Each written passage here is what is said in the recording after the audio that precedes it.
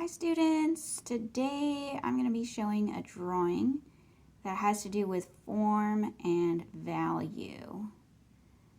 And I've got some supplies here, paper, pencil. You might not need a ruler, but I have one just as part of the demo. I've got my eraser, and this is a small thumbnail sketch showing what it is I'm going to be drawing today. So the assignment is to use form and value to show emphasis. And emphasis has to do with some part that stands out more to our eyes. Now, if we have an area that has a lighter area within a darker background or a dark area within a lighter background, then that part is going to stand out more to our eyes.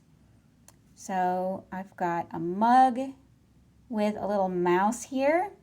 I'm going to try to blend the mouse into the background a little bit more when I do the drawing so that the shine spot on the mug stands out. So it's not just that it's the mug itself making it stand out, it's that there's a lighter area on the mug value, right? And I've also got a setup here with a lamp, and I have a stand-in for my mouse. Look, it's a pear. I'm going to use a pear and pretend that that's going to be my mouse, and I've got the mug with the light shining on it. That way I can see as I'm drawing, but you guys are not going to be actually looking at that. This is going to be about the angle that I view it at. Let's get started with the drawing.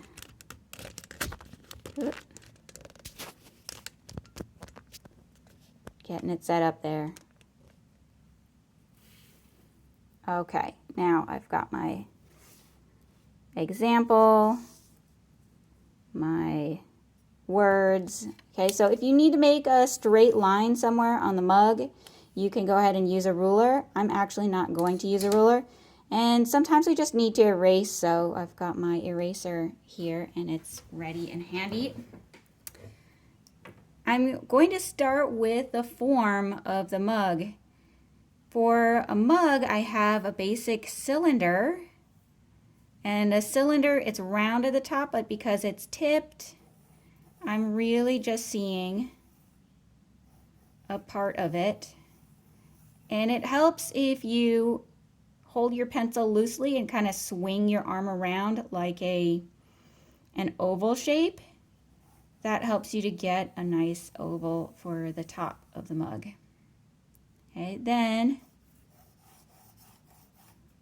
I'm going to add some sides coming down. Notice I'm not completely straight here, but I'm not worried about it because I have an eraser and I can always correct as I'm going along on this drawing. The bottom is also a circle on a mug, so it also needs to be curved. If I want to, if it makes it easier, I can draw it like this, like the whole bottom as if I was seeing all the way through, and then erase the other side so that I just have the front part that I do see showing. Okay, it's a little bit long. I'm going to shorten my mug up just a tad.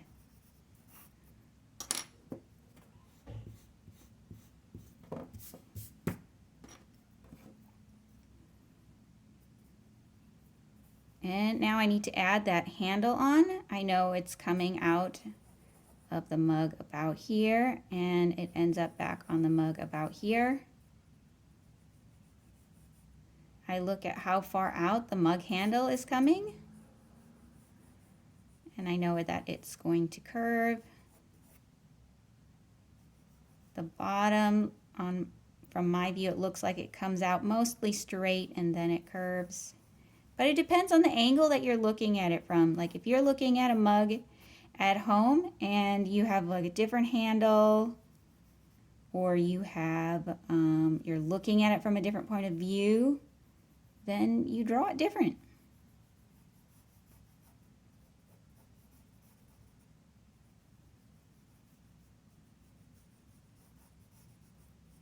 Okay, so from my view here, this part looks a little wider, that part looks a little skinnier on the handle.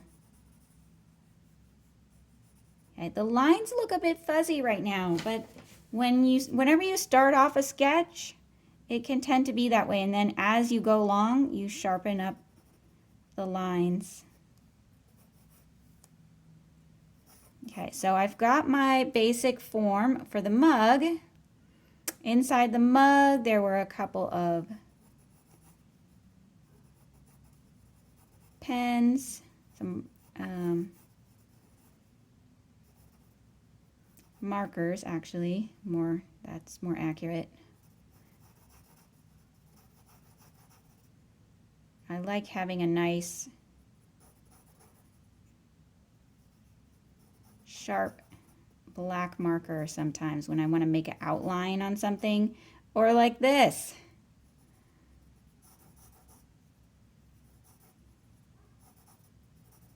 Okay, notice I just drew in front of that part of the mug, right? If I don't need it, I can erase that section because that's behind the pens.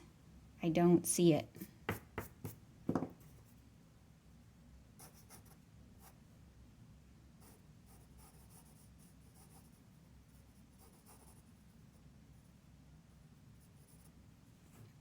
Now I'm going to add my pear mouse.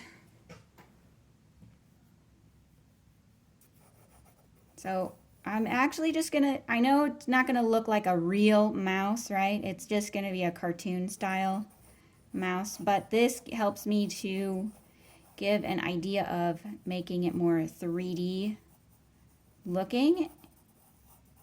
Okay, so I have kind of a pear shape. And the pear is casting a shadow because the light's over here. It's casting a shadow on the mug. So this helps me to see where to put my mouse shadow too. Okay, so I have some shadow on the mug. That's an area for where the shadow is going to be. I didn't actually shade it in yet. So that's a shadow area, and of course the shadow is on the table too. See how it connects to where the bottom of the pear is. Shadow is coming over, and then it's on the mug, like it connects together. It's like, oh yes, of course, the shadow would connect together as it's coming over and up. And that also helps to make things more three-dimensional looking. Okay, I'm going to add a couple of mouse features on here. Make it have a pointy nose. And here's an ear. Here's a little space for an eye.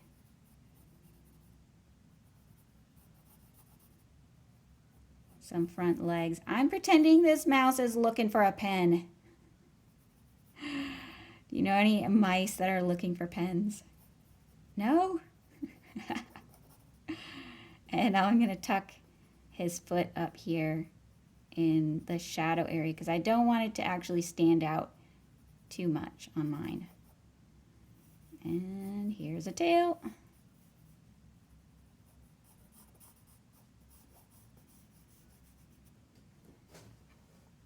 So I've got the basic forms in there for how it's going to look. And the next thing I'm going to do is begin to add the shading so that it looks three-dimensional and it shows the highlighting of the forms, like where I want your eye to be looking while looking at this picture. So if I add the values on here, it's going to show that. Oh, and there's one more thing I want to add before I do shading. This has a table, so I'm going to show where the wall and the table are. Okay, next part in the next video.